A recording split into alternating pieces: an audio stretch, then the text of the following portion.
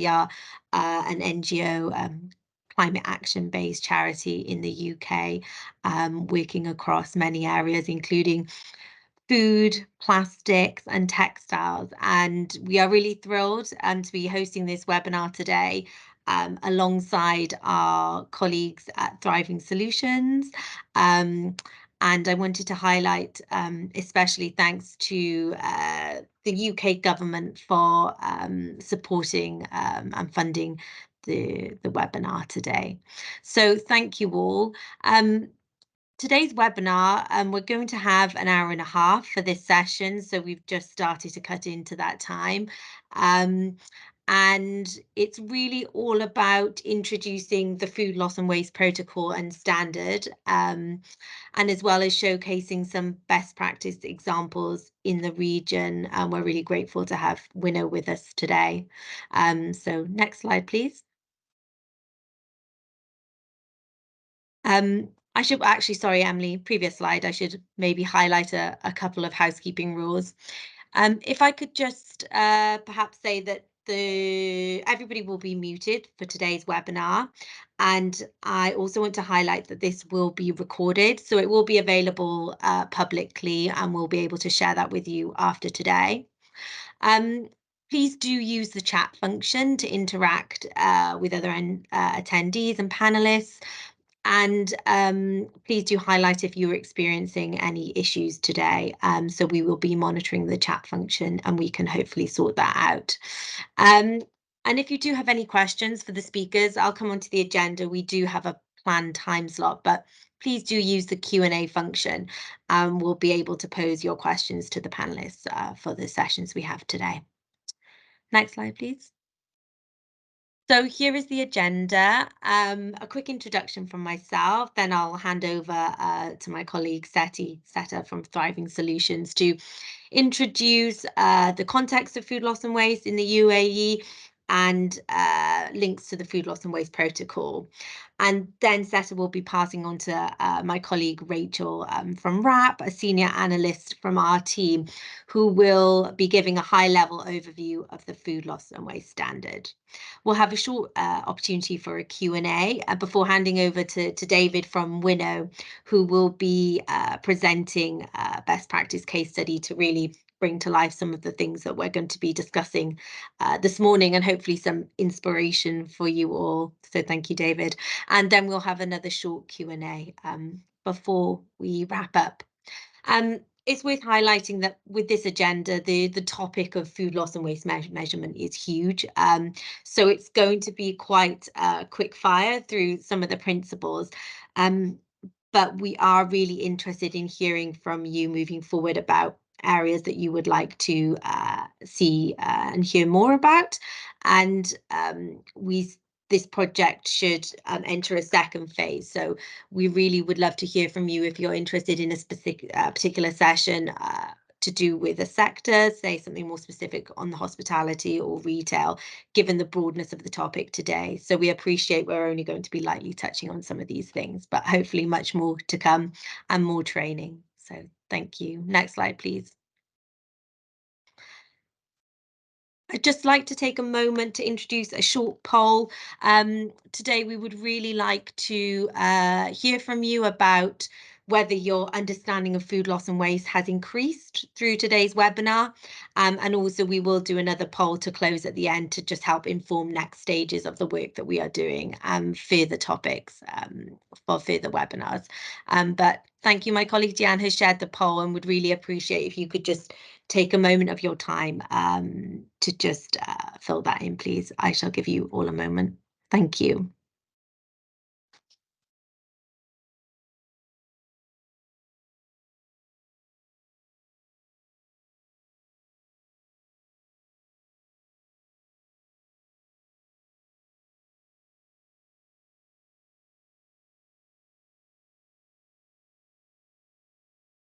I can see we have lots of responses coming through. Thank you so much. I'll give another minute or so to give everybody a chance to fill in the poll.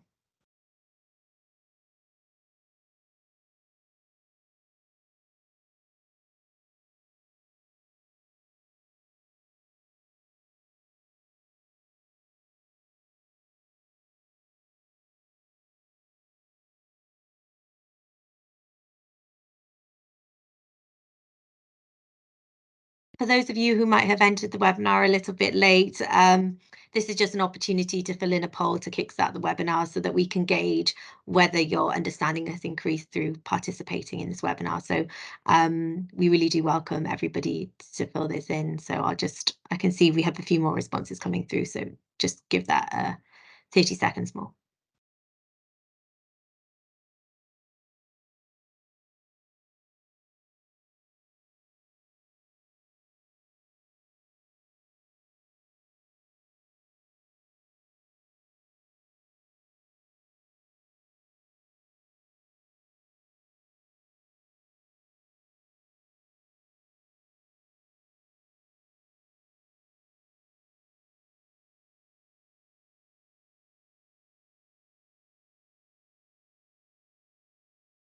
Right, in the interest of time, I think we shall move on. So next slide, please.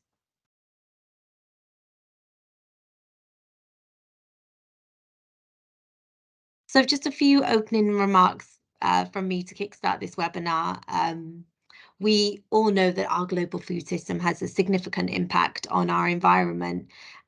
Yet we also know that food loss and waste is a huge issue around the world, and it's also a major challenge. And RAP, along with our partners, Thriving Solutions, are really excited to be doing this work in the UAE, thanks to the UK government. And we know that we have a role to address the issue, and the benefits of doing so are huge, not only to the environment, but when we look at food security, but also the economic benefits of saving food and preventing it from going to waste. So I guess the message that I shall leave you with as we kickstart this webinar is: if you can't measure it, you can't measure it. If you can't measure it, you can't manage it. And hopefully that phrase will set the scene for some of the presentations that are to come. And we know that the measurement of food waste is a huge challenge and something that we really need to focus on, which sets the scene for the next presentation, hopefully. So next slide, please.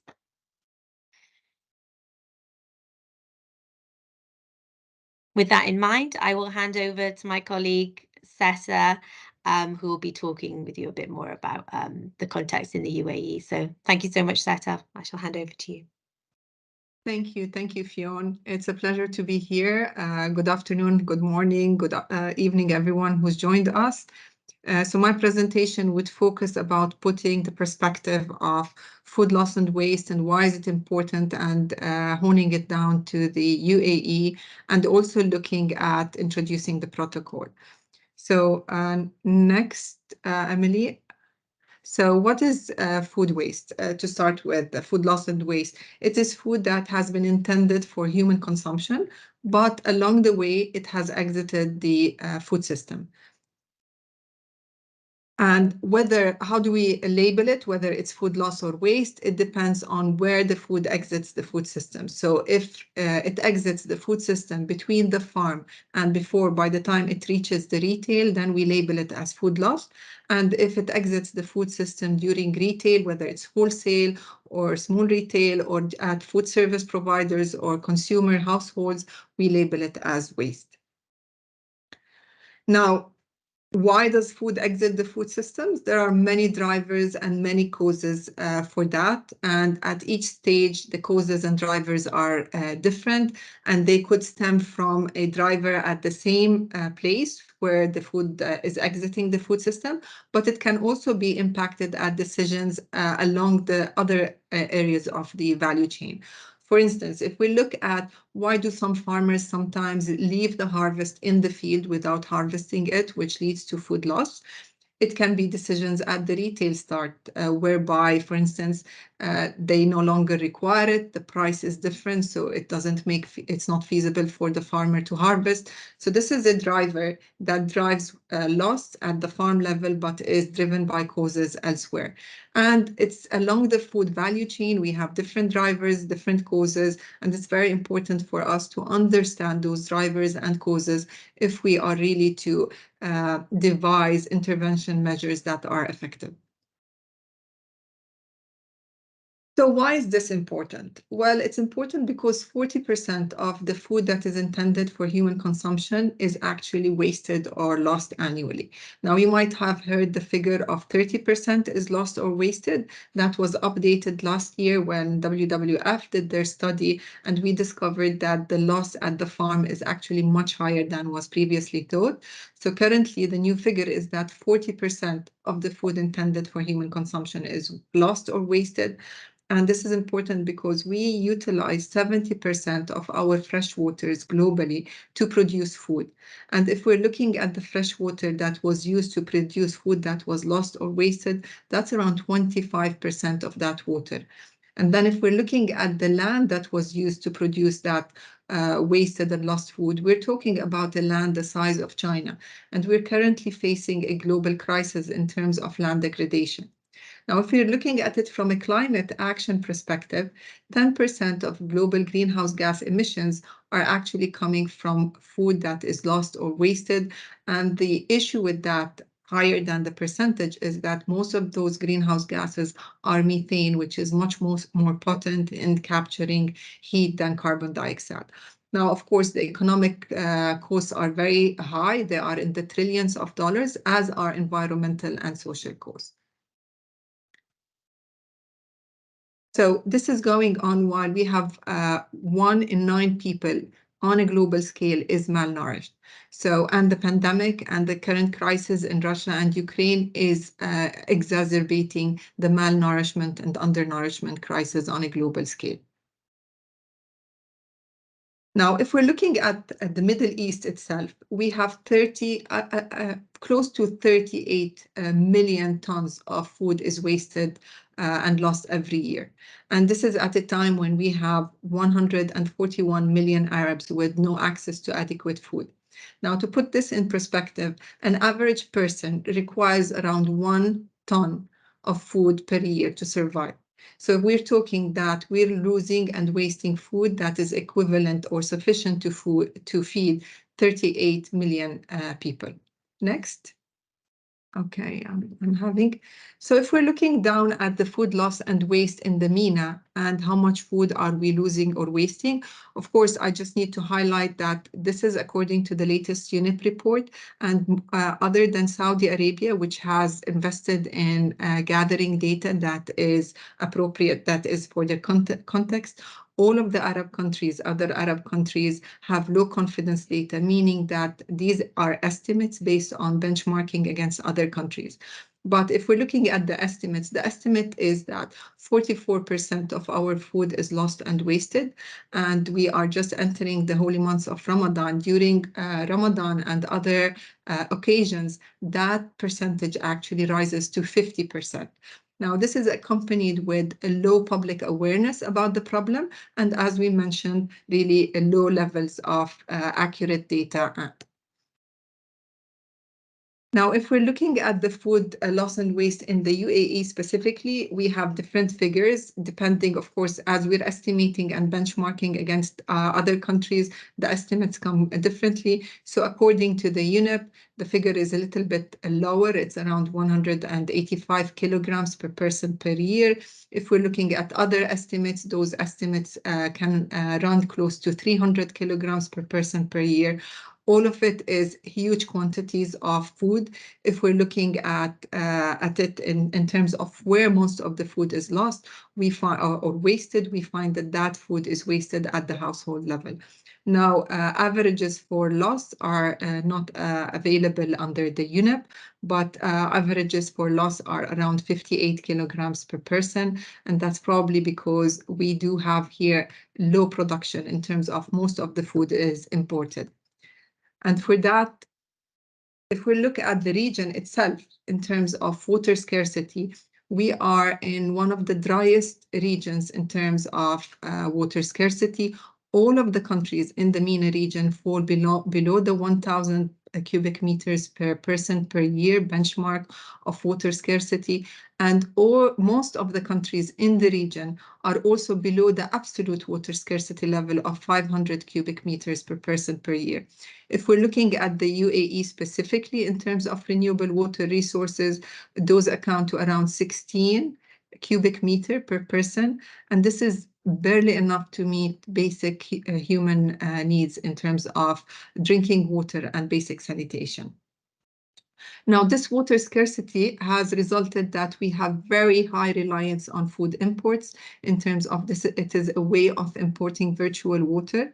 If we look at the figures of 2018, around $33 billion were spent on food imports by the countries in the region. The UAE has one of the highest imports, standing around close to 7 billion. Now, if we're looking at this figure and considering that between 34 to 40% of that imported food is wasted, in terms of economic loss, we're talking about big losses.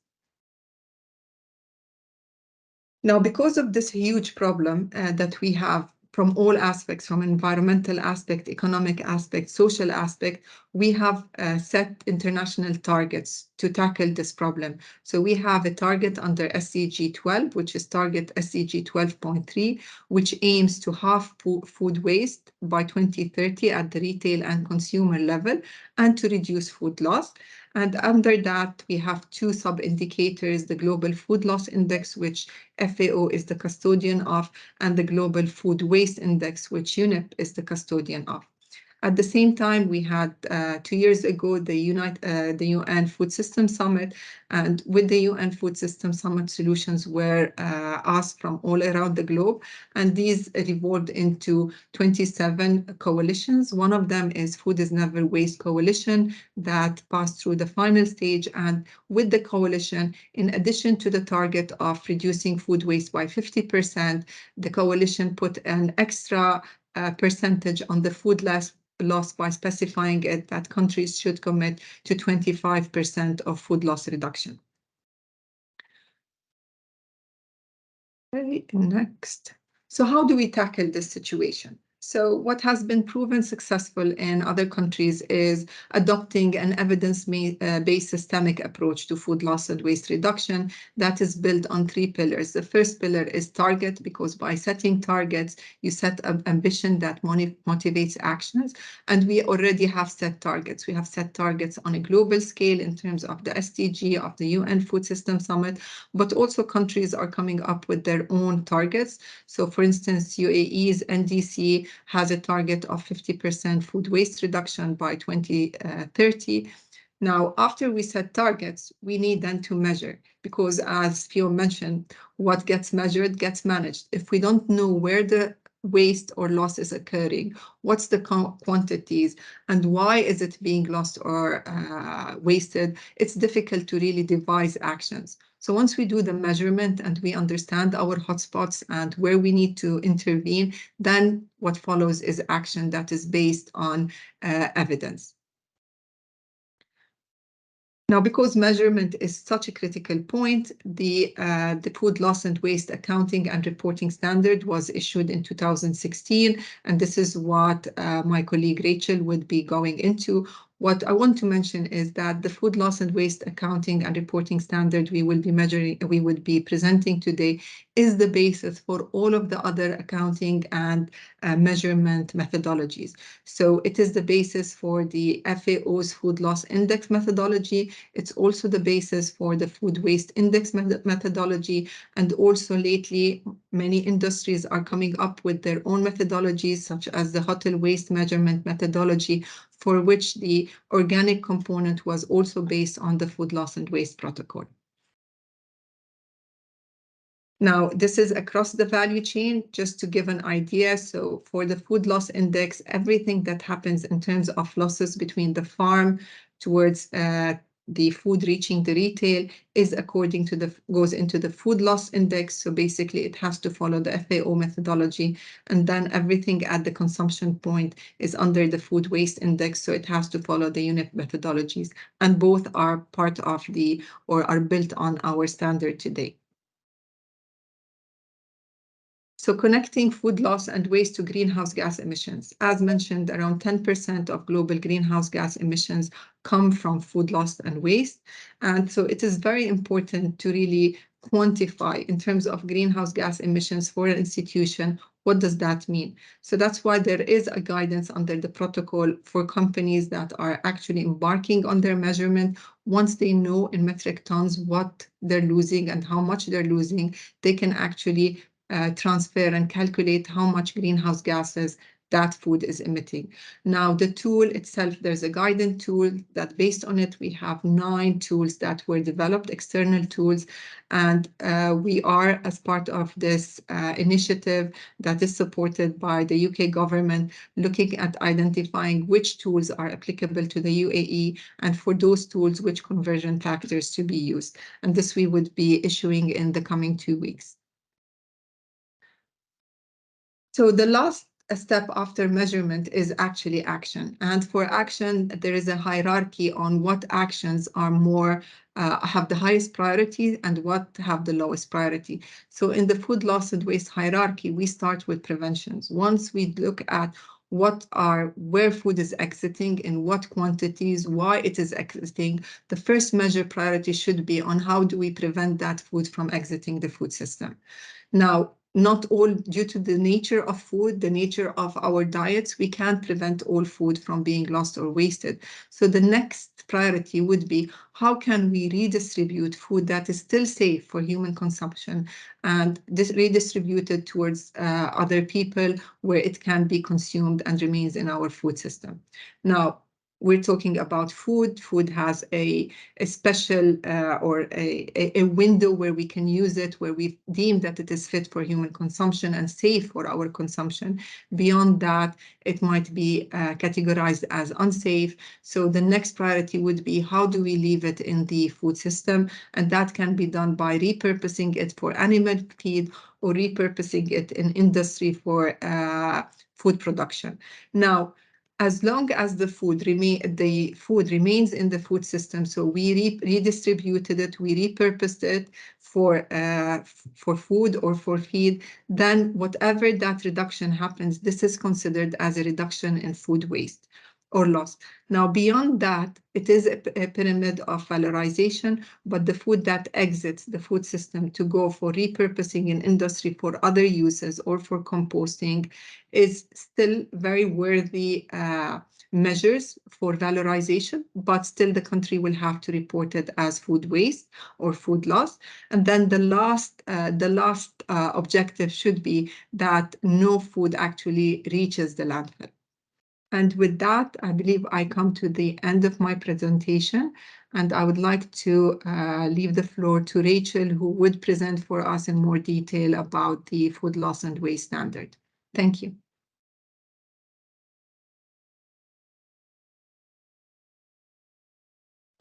Hi everyone, good afternoon, good morning, wherever you are. My name is Rachel Devine and I'm a senior analyst in food waste at WRAP. And Fionn mentioned at the start, so WRAP is a global climate action NGO, and we work with businesses, governments, NGOs, trade bodies and other organisations around the world. And we work in food waste, plastics, textiles, recycling and waste management, and ultimately to drive circularity. And our mission is to create a world where climate change is no longer a problem. Specifically in food, we provide evidence and best practice guidance to support businesses to measure, track, report, and ultimately take action to reduce food waste. And we've been doing so for over 15 years now. So next slide, please. So what I'm going to cover over the next 15 minutes or so. So I'm going to cover the real value of measuring food loss and waste. So what's in it for you? What's in it for you and your organisation? And then going to give an introduction to the food loss and waste standard. And then we'll cover the short steps that organisations should take for accounting and reporting their food loss and waste. We'll then go on to how to define your scope of reporting, how to measure food loss and waste, and I'll also cover some additional tools and resources that are available to support you on your journey in measuring food loss and waste. Next slide, please. So many countries, companies, and other organisations are quite simply just unaware of how much, why, and where food is lost from the supply chain. And you might be asking yourself, why should my organisation measure food loss and waste? Well, there are countless benefits and value to measuring your food waste. Firstly, measuring your food waste is not just a data collection exercise, and it's certainly not about collecting data just for data's sake. Measurement ultimately helps businesses and organisations to quantify the scale of opportunity, because wasted food is wasted money. And we know from research from around 1,200 business sites, and covered about 700 companies in 17 different countries. And on average, for every dollar invested in reducing food loss and waste, $14 was saved. And measuring food loss and waste helps businesses to identify hotspots, which in turn can help to implement effective waste prevention and management solutions. Measurement can help businesses and organisations to quantify the environmental footprint of wasted food. And as Seth has mentioned, the land, the water, the fertiliser and the fuel that went into producing the food in the first place. And if you measure and report your food loss and waste, you can help other similar businesses to quantify the scale of opportunity. If you adhere to best practice in your measurement and reporting, then you can ultimately demonstrate compliance or alignment with global best practice. Next slide, please. So the global best practice in food loss and waste measurement is led by the Food Loss and Waste Protocol. So launched in 2013, the Food Loss and Waste Protocol is a global multi-stakeholder partnership led by a steering committee of 7 expert institutions. And the steering committee consists of the Consumer Goods Forum, the Food and Agriculture Organization of the United Nations, EU Fusions, the United Nations Environment Programme, the World Business Council for Sustainable Development, the World Resources Institute, and the Waste and Resources Action Programme, or WRAP. And the protocol established quite early on that what is considered food loss and waste can vary quite widely between countries, between industries, and without a consistent set of definitions or an accounting and reporting framework, it's difficult to compare data over time and draw useful insights and ultimately drive action to tackle food loss and waste. So in 2016, just 3 years after the launch of the protocol, the Food Loss and Waste Accounting and Reporting Standard, or the Food Loss and Waste Standard for short, was established, and it was developed by hundreds of reviewers, pilot testers, with lots of in-kind contribution from many other organisations, NGOs, research institutions and government departments across the world. And the aim of the standard is to help companies, countries and other organisations understand how much, where and why food loss and waste is occurring, so that they can measure and manage it. And the Food Loss and Waste Standard provides universally applicable definitions for describing the different components of food loss and waste. And we know that language varies between countries and sectors and businesses, so the standard provides a common language that is applied by businesses across the world. It also includes a short list of accounting and reporting requirements that can be used consistently by companies, governments and others around the world. And by setting out a list of clearly defined reporting requirements, this ensures that there's consistency and transparency of food loss and waste measurement. The standard also includes a vast amount of technical guidance and tools to help you think about your choices when you're selecting what and how to measure it. There are also many, many case studies that cover all parts of the supply chain. And ultimately, the Food Loss and Waste Standard is voluntary, and it's designed for users of all types and sizes across all economic sectors and in any country. And it's intended for use by any entity. Essentially, any organisation that wants to quantify or report the amount of food loss and waste generated can use the standard. Next slide, please. So what are the benefits of adopting the food loss and waste standard specifically? So firstly, it provides you with a clear and globally credible way to track food loss and waste that promotes consistency and transparency. It gives you insights into how much food is not being used for its intended purpose, which is to ultimately feed people. And you can use this information both internally within your organisation to inform your decisions, or externally to share with others how much food loss and waste is generated. And it also gives you the information that you need to dig deeper into the causes of food loss and waste, so you can identify hotspots and prioritise areas for targeted action. And as part of the standard, you don't just report the total amount of food that's wasted. You're encouraged to identify the destinations of your lost or wasted food. So where does it go if it's not feeding people? And it's recognised that not all businesses may know this information, particularly when you're measuring and reporting food waste for the first time. But knowing where your wasted food ends up can really help you understand where the opportunities lie to better utilise and valorise that food. Next slide, please. The food loss and waste standard, as well as the 3 basic principles of Target, Measure, Act, also includes, it sets out 10 steps that an organisation should follow when measuring and reporting. And there are further details on the Food Loss and Waste website, and we can, at a later date, if there's a particular area that you're interested in finding out a bit more information and digging a bit deeper, then please let us know, and we could look to facilitate a more in-depth webinar, for example. So first of all, the first step is to define your goals. So it's important to determine why you're quantifying food loss and waste, as this will help you to determine what to quantify and how to undertake the quantification. Your goals might relate to, for example, food security, the environmental impact of that lost or wasted food, or perhaps your economic performance.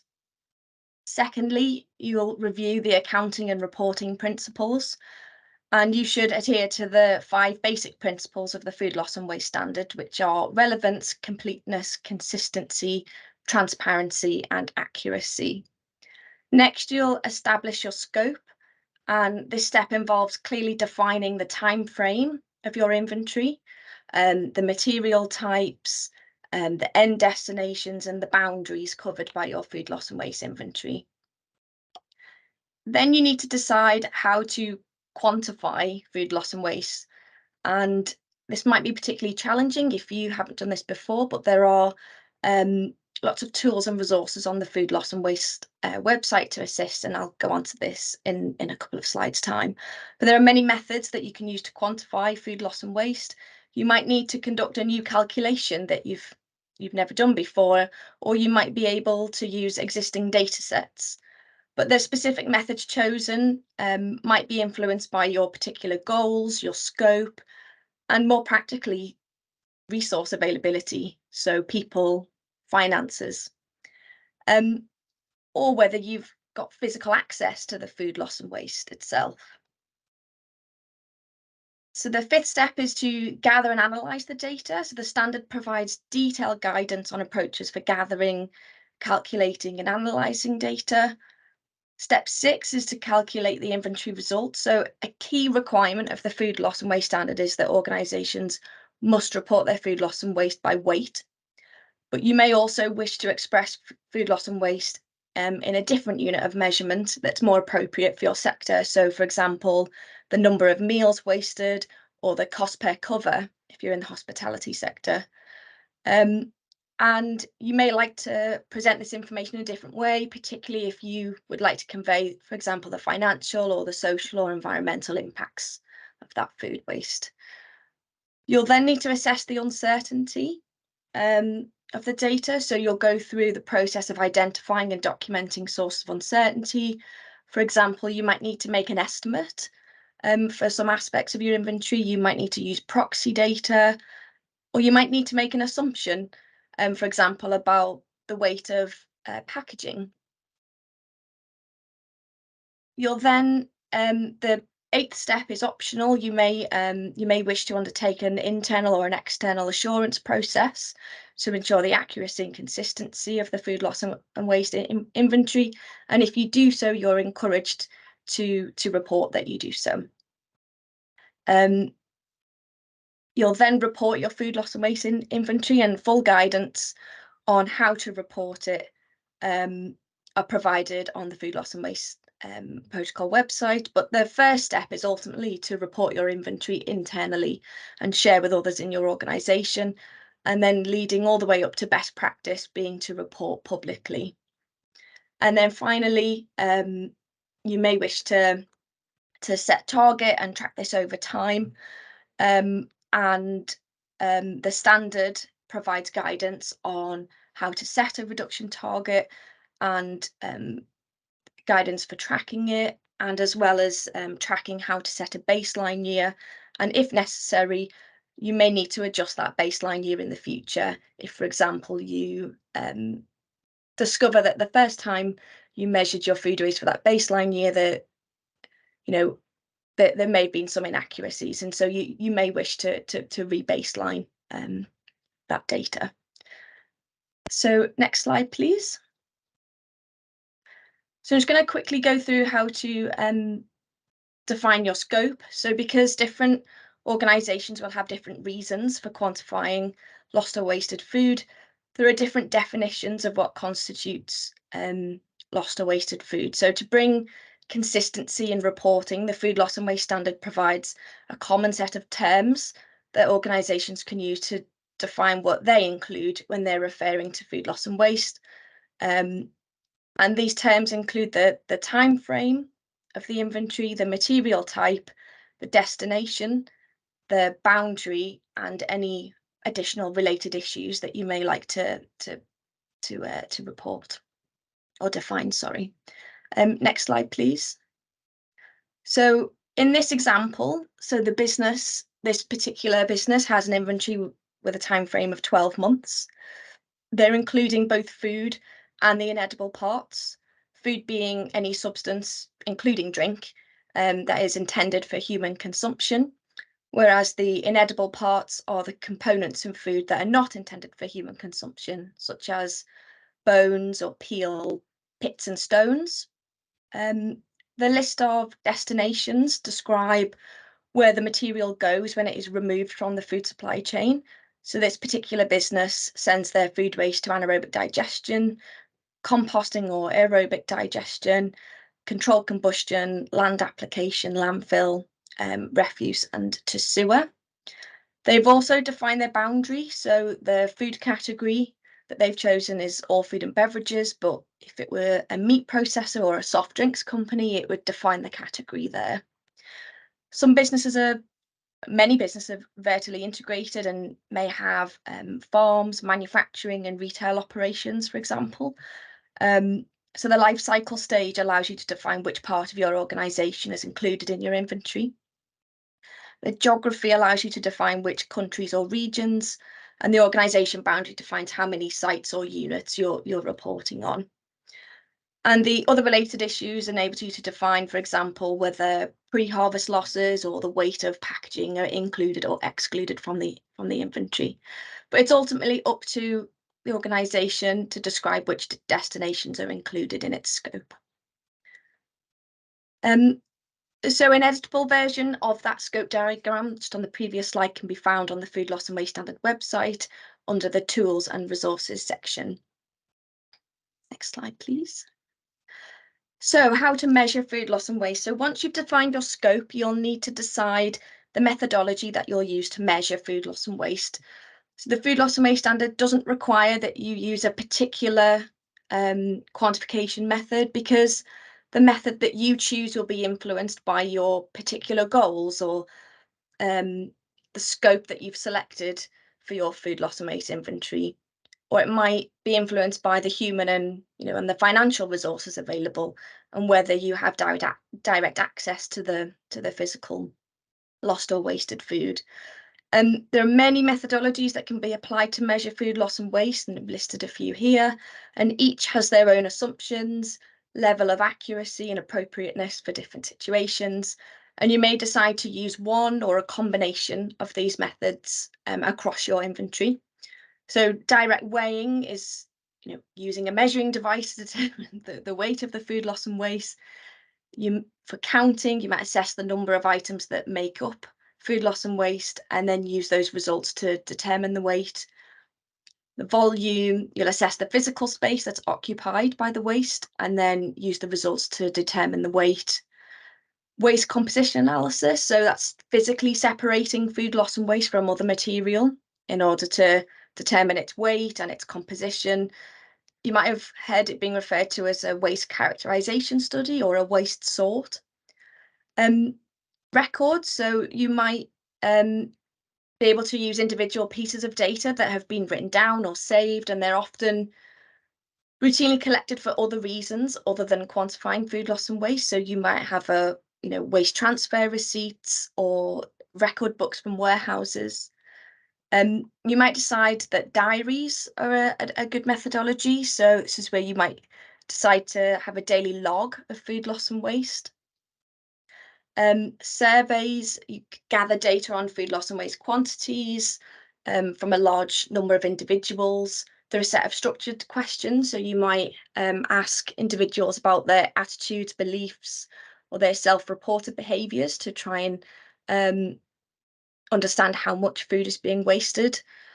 A mass balance approach, so measuring inputs against outputs to determine the amount of food lost. So, for example, you've bought some ingredients and you assess the weight of the ingredients bought for a factory versus the weight of the product made, or the amount of grain that goes into a silo versus the amount of grain that's then shipped to market.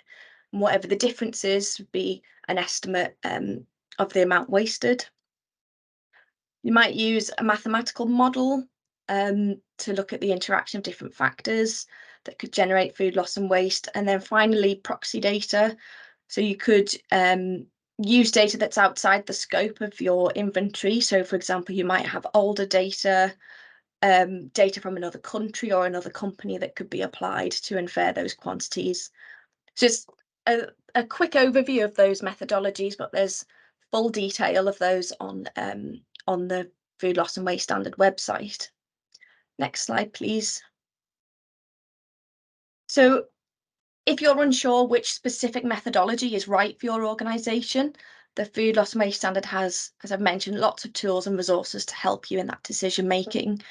So, for example, the Food Loss and Waste Quantification Method Ranking Tool is a tool designed to essentially suggests which methods you can use for quantifying food loss and waste. So it's an Excel template. I think it has about 10 or 11 questions, and you these questions are around your particular reporting requirement. So, for example, how important is it that you have a low level of uncertainty? Is it necessary to determine the reasons why food loss and waste is generated? Some more practical questions. So, is the food loss and waste mixed with other items or materials? And you essentially answer these short questions, and then the tool will rank those methodologies based by their suitability for your organisation. The tool should be used alongside the supplementary report, which has full guidance on those methodologies. But there are also more specific tools. So, for example, approaches for excluding the weight of packaging from the weight of food loss and waste. Next slide, please.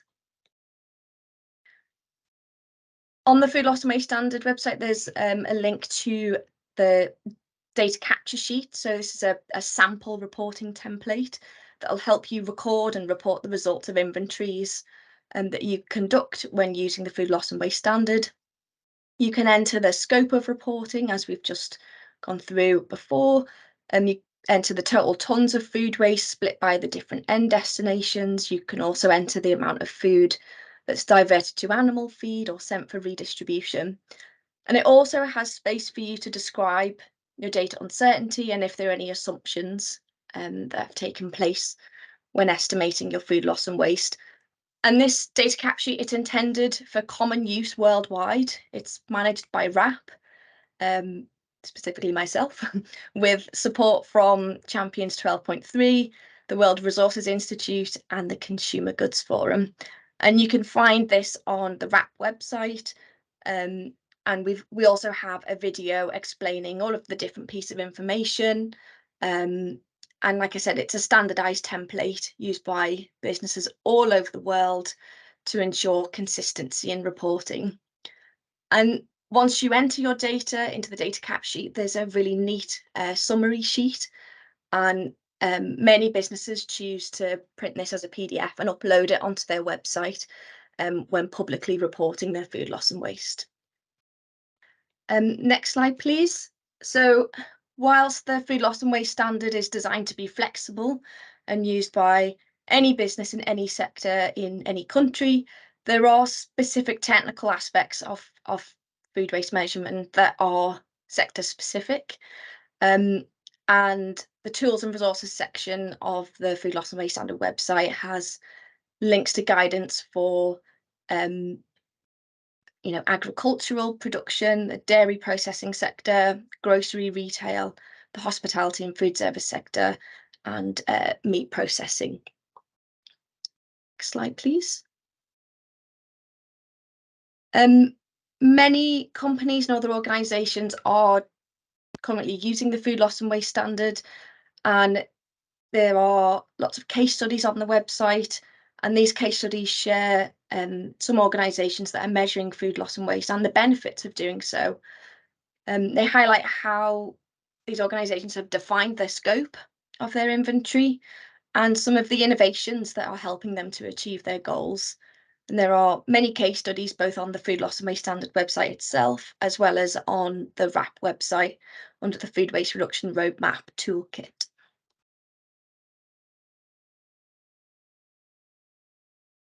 So determining the root causes, so just to highlight again, measurement is really the key to determining root causes. It's not just about what and how much, but why is food loss and waste occurring.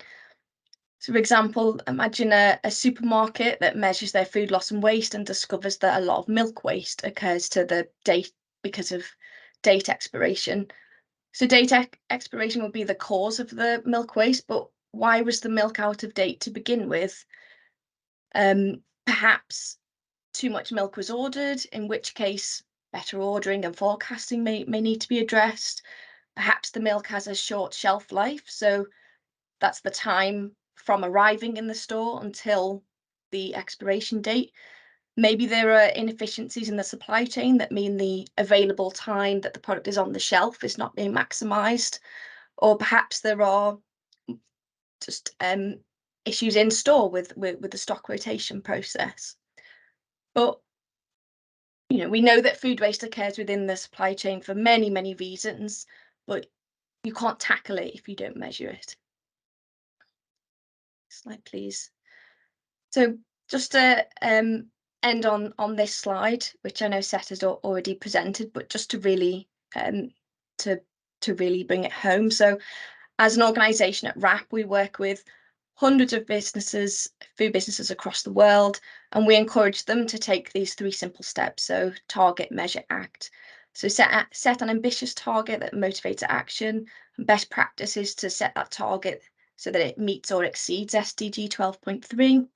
You then need to measure. So repeat the mantra, you can only manage what you measure. And when you do, follow international best practice guidance set out in the Food Loss and Waste Standard. And then finally, take action. So take actions that are guided by measurement. Measurement will ultimately help you to prioritise and focus your efforts. And at that point, I'd like to leave it there. Thank you very much for your time, and I'll hand over to David. Or are we having the Q&A now? Sorry.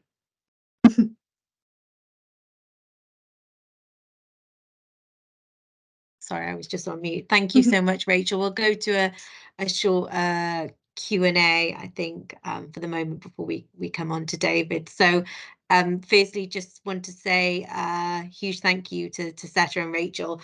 I think the wealth of expertise and knowledge we had in those two presentations was just quite staggering. And I guess a couple of highlights from my side. I think Seta pulling out the intersection between food loss and waste, water and GHG is something we know about, but it's not something we're talking about a lot. So I think that was a real key part that was coming through from your presentation. And you know, Rachel, the level of detail I think that you went into in terms of how comprehensive the food loss and waste protocol and standard is quite amazing. But I think just wanted to highlight some of the points that we made earlier on, which were there could be more to come in terms of training presentation where we can do a bit of a deeper dive into those topics. So thank you both. And with that, I just wanted to open the floor to a Q&A. I can see we have one question through, but please do pop your questions in the chat function. So you can see on the top bar, hopefully you can see an icon called Q&A. Please do pop in any questions you have. So I'll start with the first question we have, which is, has the level of underreporting ever been measured for surveys and diaries? So Rachel, I think that one most probably is targeted at you.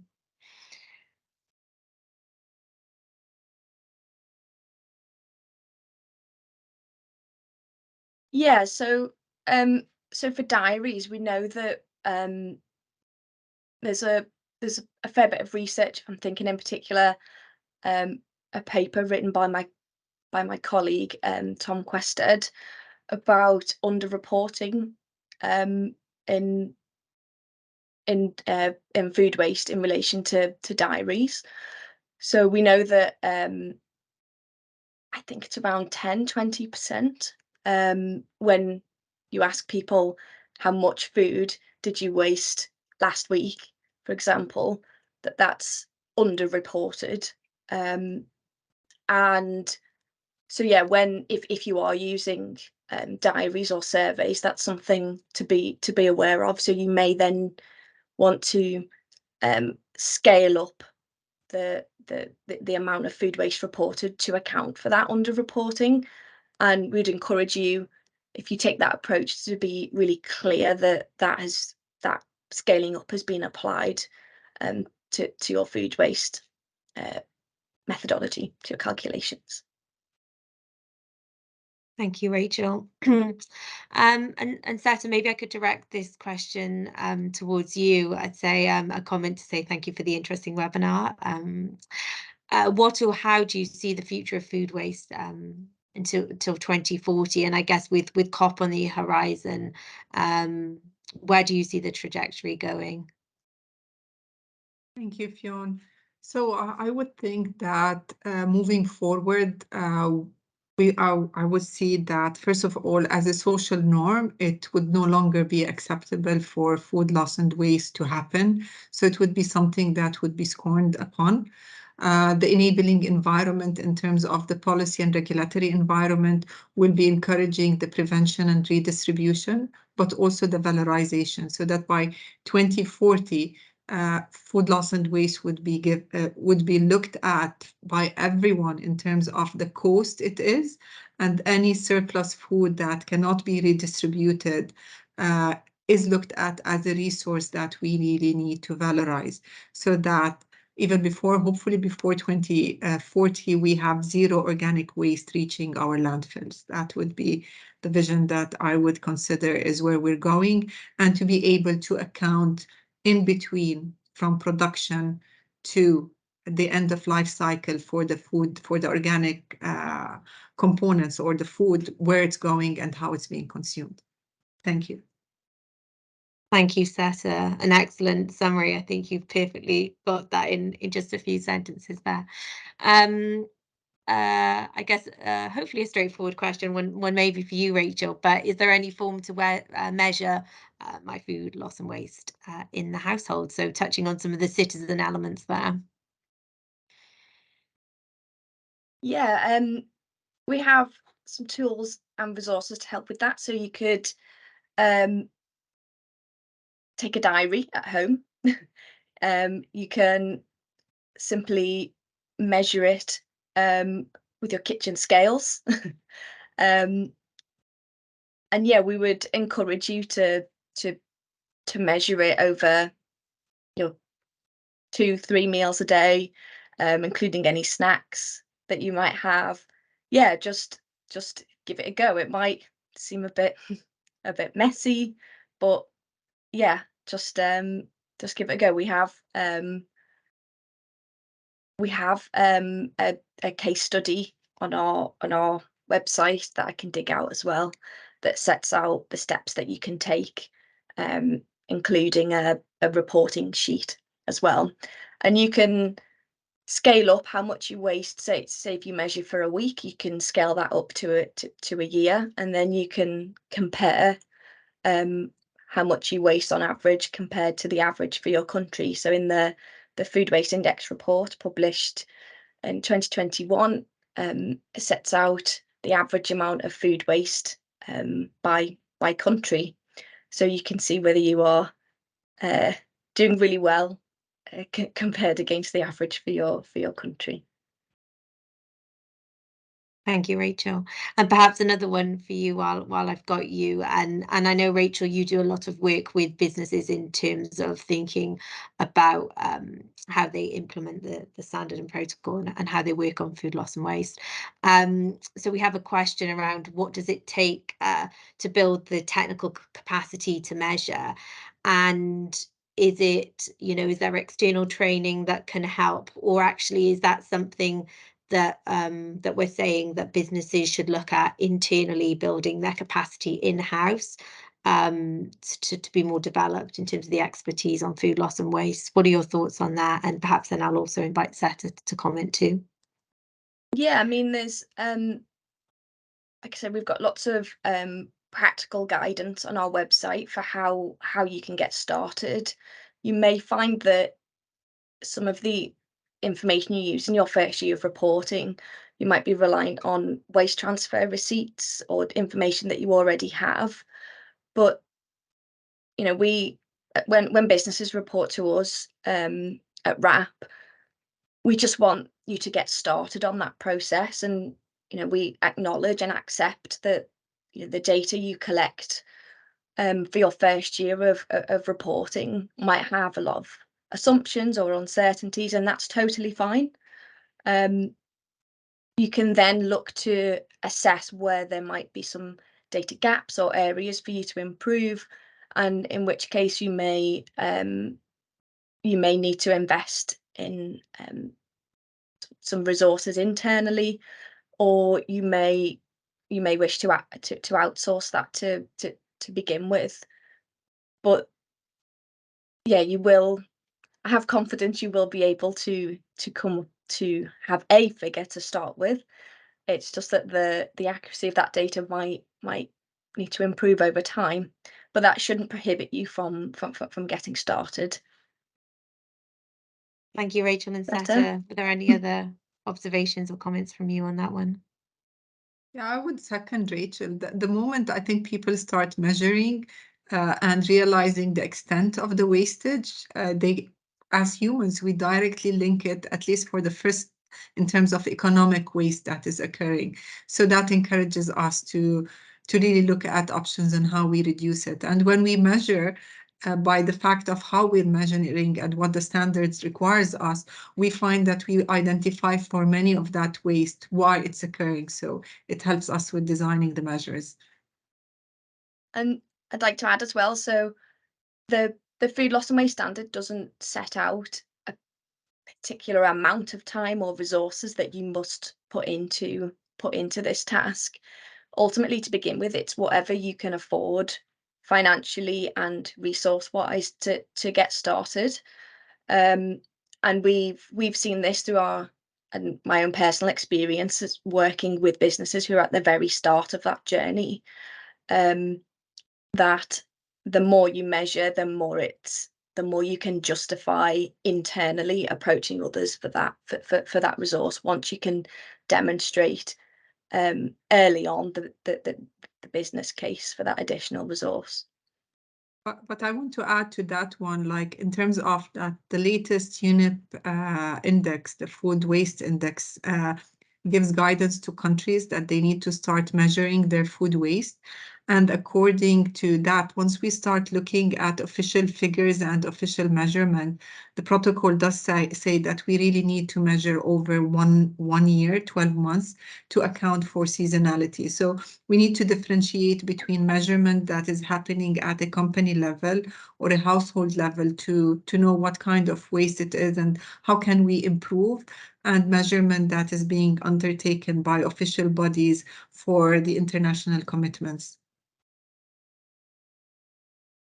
Thank you, Seta. And talking about kind of reporting, Rachel, you mentioned the data capture sheet. In terms of how businesses might get that verified, it would be interesting to hear your thoughts on that. Yeah, you may like to do that internally. So you may have a team of analysts, or you may want to get, for example, different category data reviewed by your category and technical leads. And then you may also wish to outsource that to another company to get that external assurance and verification. It's not a requirement. It shouldn't prohibit you from starting to measure your food waste. But if you do decide to take either of those options, then the Food Loss and Waste Standard just requests that you are clear and transparent about the processes that you've taken. It helps other businesses if they're interpreting your data. It helps you as an organization to assess how your data quality changes over time. And you may be a couple of years down the line comparing what you're measuring against your first year, and you may, particularly if there are new people to the organization, it's really useful for them to know what processes you've taken to quality assure the data. So yeah, transparency is key. Thank you, Rachel. And conscious of time, I think we'll take one final question that I can see in the chat here, and then we'll move on to our presentation from David at Winnow. And perhaps, Seta, I can leave this one with you. And we have a point here around behaviour change, which we know is absolutely key. And are there any examples of and I know, Seta, you mentioned that policy and regulatory context is key. Are there any examples of more enforceable regulations that can help support the journey to tackling food loss and waste? So one of the major findings from other countries is the unification of the best before and the expiry date. There's a lot of confusion happening at consumer level about that. So many consumers mistakenly take best before as if it's expired. So that's a major thing that can really avail a lot of losses. We do have the economy of sharing, and how can we facilitate the sharing of food that is near expiry, for instance, and connected to where others might be willing to take that food at reduced prices. I know that here in the UAE, we already have 2 apps that are up and coming that are looking at linking those kinds of food that is generated by restaurants, food service providers, and retailers. But then there are personal initiatives that companies or food service providers can take, like some of the successes in some, because here in the UAE, we have so much buffet culture whereby we go to restaurants and we have these lavish buffets and people just over pour into their plates. So one of the things, like it was introduced in some of the countries, where if you leave any food on your plate, you pay for it. So if the buffet is X amount of money, but then you leave food on your plate, you pay extra. So it's these kinds of examples that we can look at and see what is adaptable to the country based on where most of the waste is occurring. Thank you, Seta. I think some fantastic examples there, and perhaps some kind of case studies that we can also cascade and share after the webinar. So thank you both. I'm conscious we perhaps running a little bit behind time, and I can see there are one or two more questions coming through. So perhaps I could encourage our speakers to perhaps respond in the chat while we move on to our last presentation. And I think to just bring some of this to life, a fantastic case study. From an organisation called Winnow, which hopefully many of you will hear of. And so with that in mind, David, I shall hand over to you to introduce yourself. Thank you. Can you hear me well? Yes, we can hear you, David. Thank you. Perfect. Thank you so much for the time. As said, so my name's David. I'm the Director of Marketing and Public Affairs at Winnow. So at Winnow, we develop artificial intelligence tools to help chefs in large kitchens like hotels, resorts, staff restaurants, universities, casinos and cruise ships to run more profitable and sustainable kitchens by cutting food waste in half. I'm based here in sunny London, but we've had an office in Dubai since 2017. So we're going to talk about some of our work in the region. Today we have operations in over 70 countries. We were launched in 2013 here in the UK, but we have a truly global presence now, and we have a massive data that I hope will be interesting for the group on the call. So just to pick up on a couple of themes before I launch into the presentation, Fionn was kind of saying, if you can't measure it, you can't manage it, which is definitely something that we subscribe to at Winnow. The question then becomes, how do you measure food waste in our case in commercial kitchens in a way that's accurate and effective and not too time consuming? So that's what we're going to talk about today. Seta talked about the waste hierarchy and this idea of prevention being the kind of most desirable solution to food which would have been wasted. And again, that's where we sit within the food waste hierarchy. So what we do is try and provide data and visibility and insight for teams to make better decisions and prevent food waste from happening in the first place. And then Rachel talked about data and reporting, the kind of idea of diaries versus real measurement. And again, that's something that we really subscribe to. Our kind of mantra is make it as easy as possible for the team to measure the food that's being thrown away and then provide that in an actionable format. We know that we can see real results there. So that's the format for today. If we could go to the next slide, please. So as I mentioned, we've been in the region for some time. We launched in 2017 through the Dubai Future Accelerator. We launched our office shortly afterwards, and we've been working with primarily the hotel sector, but also with others in the market, as you can see there. Dubai is now our hub. For the region, we have over 125 sites across the UAE and surrounding countries. In the UAE, we're really proud of the impact that we're having. We're saving 1.6 million meals just last year alone. All of our sites see a really positive business case, looking at reducing food costs by 1%. We would expect normally to be able to cut food purchasing costs by somewhere between 2 to 8%, which given the kind of current situation being faced by the industry can be really significant. And in aggregate, we're saving over 11 million dirhams annually per year. So that's some of the impact that we're having in the UAE. I'll talk a little bit more about the kind of big picture, and then we'll go through some case studies afterwards. Next slide. So for us, in particular for the hospitality sector, there's never been a more important time to tackle food waste. So kind of putting to the side the environmental and the moral necessity to act on this issue, just from a commercial perspective, it is absolutely essential that our kitchens are run with ruthless efficiency and that we drive waste out of our businesses for us to give, in many cases, our restaurants, our hotels, and the HoReCa sector at large, the best case ability to survive this current turbulent time. So we're seeing food cost inflation at an all-time high, 60 plus years since the beginning of the food price index.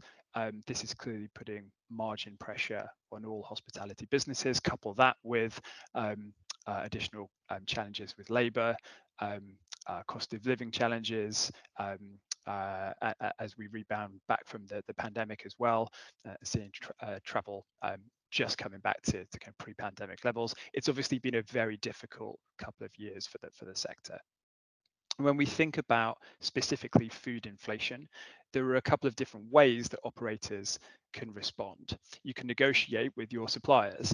Now, you may find some improvements in your cost base there, but these are factors through the global food system and supply chain.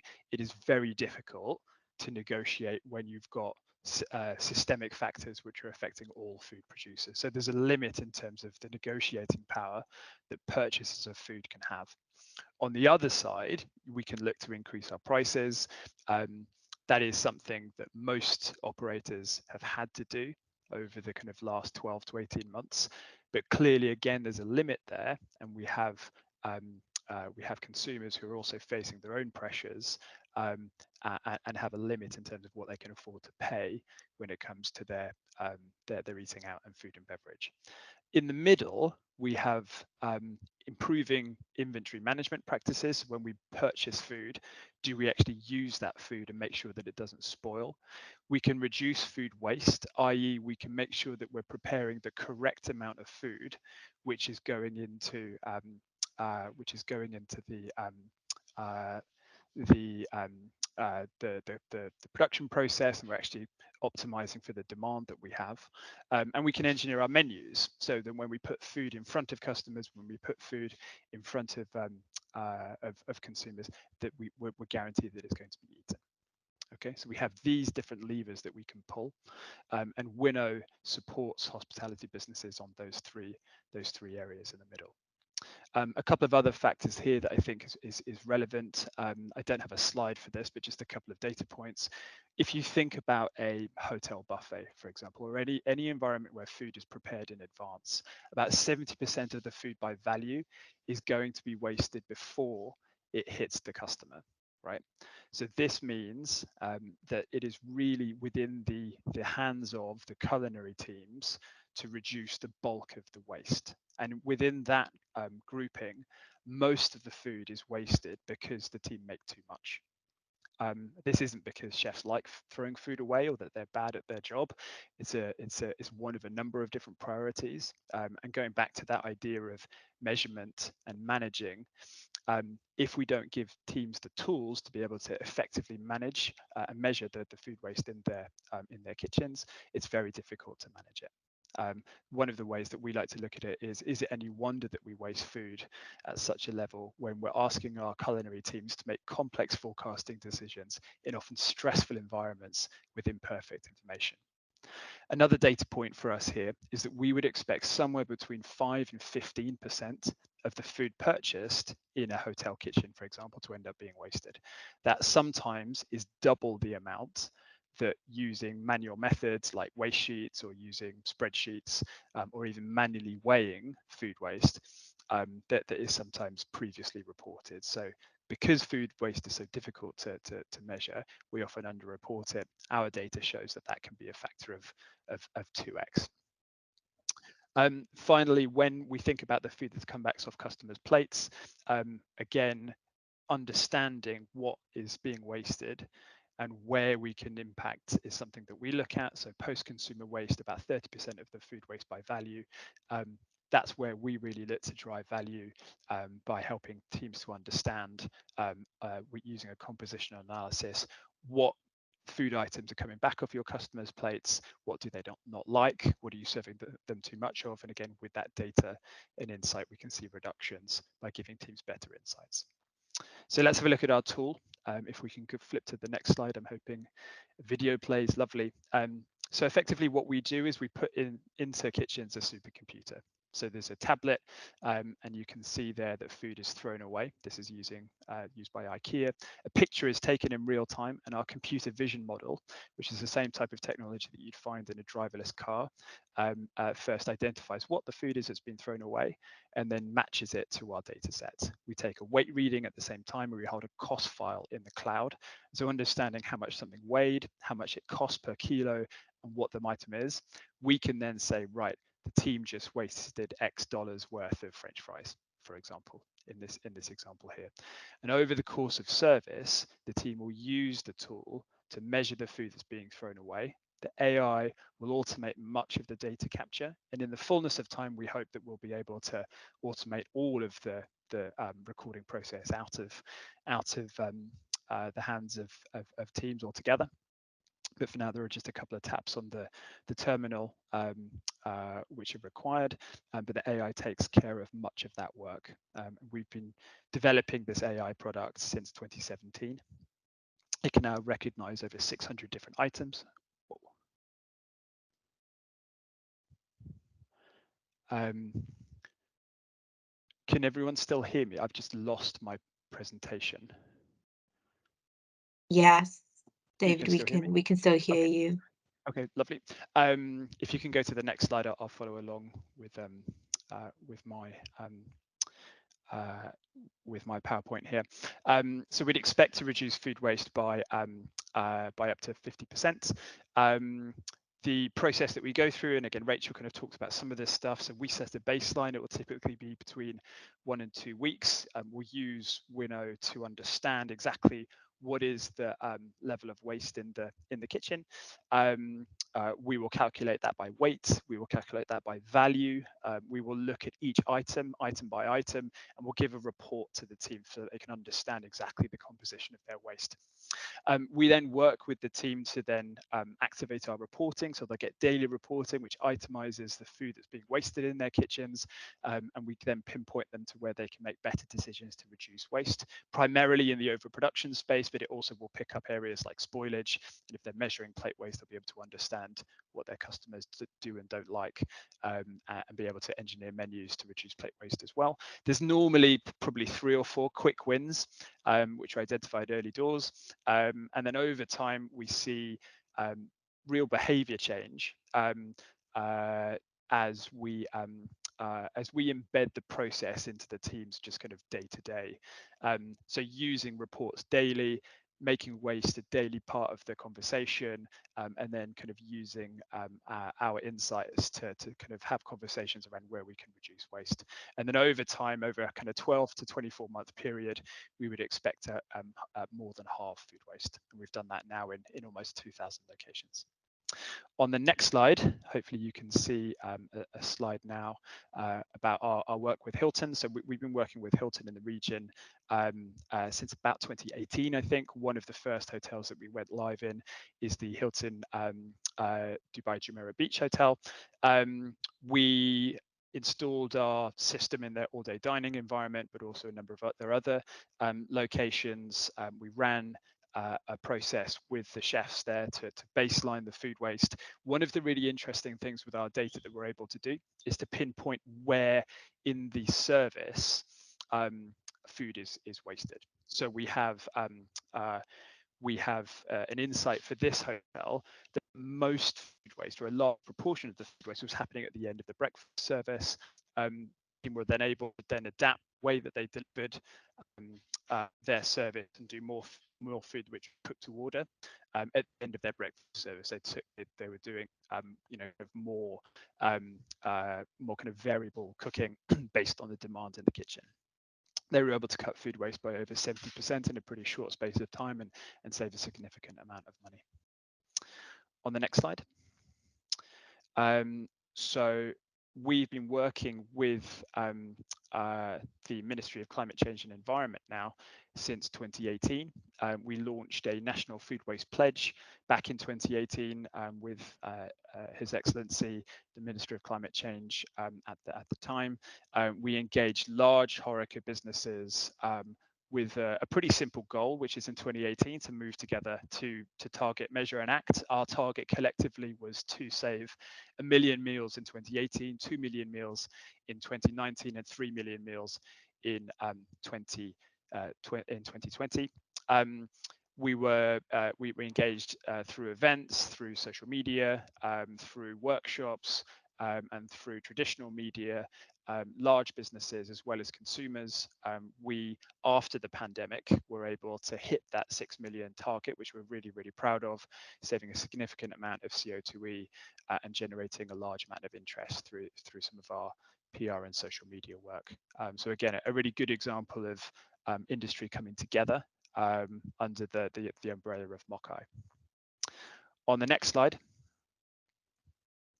one of the things that I'm most proud of, and I've been with Winnow for 8 years, and this was my first client. So we took a proof of concept with IKEA in 2 stores in the UK to a global success story, bringing our technology into over 400 stores in 32 countries.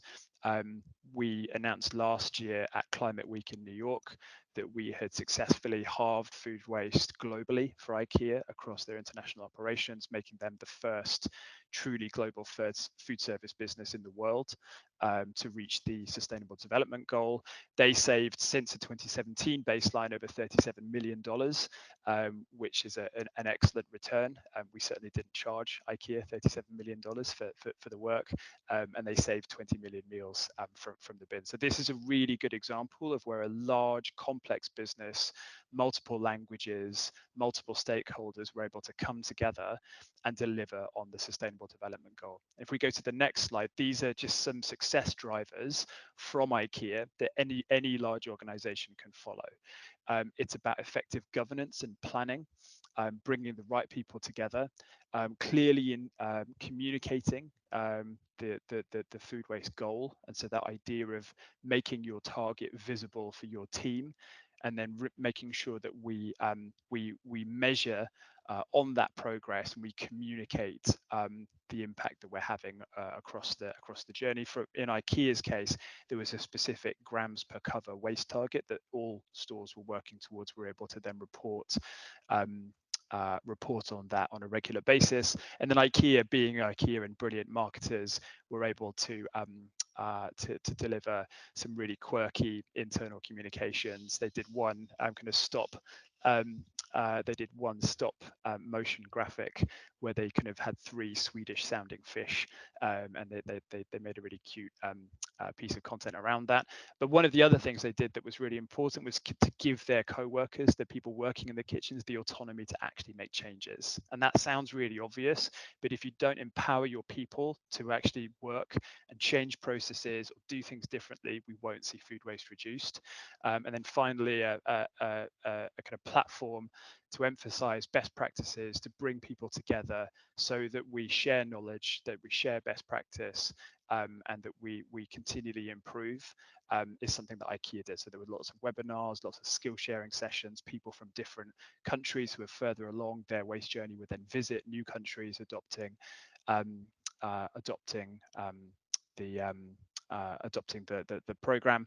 We're able to then use the data and prevent waste from happening in the first place. And if you can bring those kind of 5 different areas together, whether or not you're a big organization in multiple markets like IKEA, or a national organization, you should see good results over time. Just onto the final slide then. So we are deployed in almost 2,000 locations now, seeing some really good metrics across the board. We're really excited about the opportunity, both globally and nationally in the UAE. We think there's a huge opportunity to both do the right thing when it comes to food waste and also deliver significant savings, which is really necessary given the pressures that the industry is under. And if you go to the final slide, thank you very much for listening. I'm very happy to answer any questions. Please do connect with me on LinkedIn as well, which is what the QR code is for. Thank you.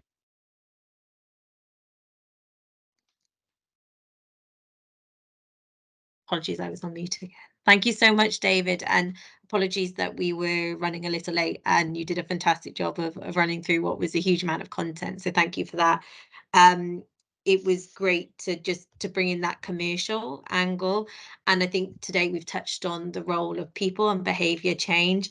And I think the phrase you used was about empowering people. And I think that was a really nice message to also kind of close this webinar on, that it's not just about the consumers, but it's those involved in the businesses who really need to be empowered and trained to make that change. So great to hear about a kind of specific technology solution that's available and doing some wonderful things in the hospitality sector, and hopefully more opportunity to broaden some of the case studies that we share through this initiative. So perhaps looking at the retail sector and wider along the supply chain.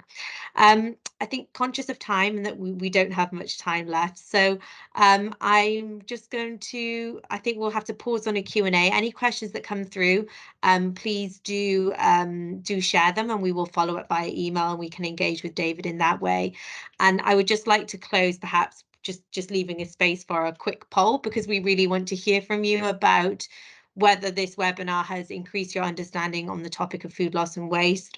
And we will be engaging with you further after the webinar to find out about further areas of interest in terms of training and capacity building. So I shall give you all a couple of minutes. Really grateful for your time today.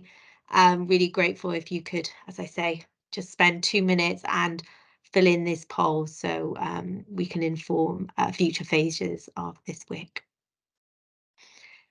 As everybody's just filling in the poll, I would just like to take a moment to thank you all for joining us today. I think it's been an incredibly fruitful webinar. So thank you to all of our speakers, to Seta, to Rachel, to David, and once again wanted to say thank you to our funders from the UK government who've made this webinar possible. And finally, thank you to you all. Thank you for your incredibly engaging questions and for participating in this webinar. It's been great to have you all. So thanks again. I'll continue to leave the poll running for another minute or so, just to make sure we collect all those responses. But for those of you who've completed the poll, once again, thank you. And we'll follow up with all of the information and the recording from this session. So thank you very much.